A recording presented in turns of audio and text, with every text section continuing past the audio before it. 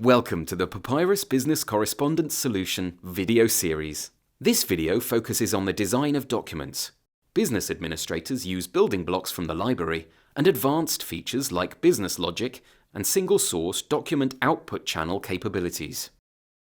The letter has been designed using building blocks. We can see the logical structure of the document. Clicking on a building block focuses it in the document preview. To finish the letter, we want to extend it with the table we created in the previous video. Searching for it in the library and dragging it into the document structure is done in seconds. A business rule is necessary. The table offering the loyalty bonus card should only be shown when the birthday meets a certain due date.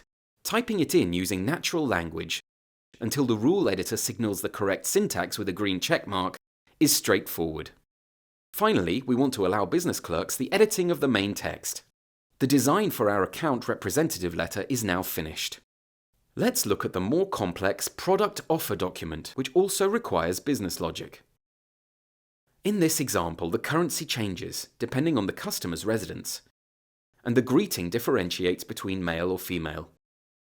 Groups of charts can be created, and dynamic tables automatically break the page depending on the amount of customer invoices coming from the input data. Logic can be applied to any building block type, like here for an image to display the right currency symbol. Single source design allows seamless use of the document as an email as well.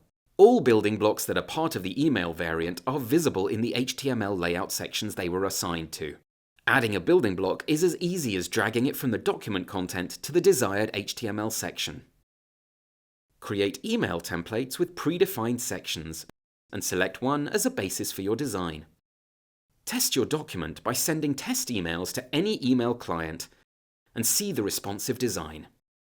As the third output channel, we look at the document's web variant. It uses the same building blocks which are assigned to sections of a dedicated web layout.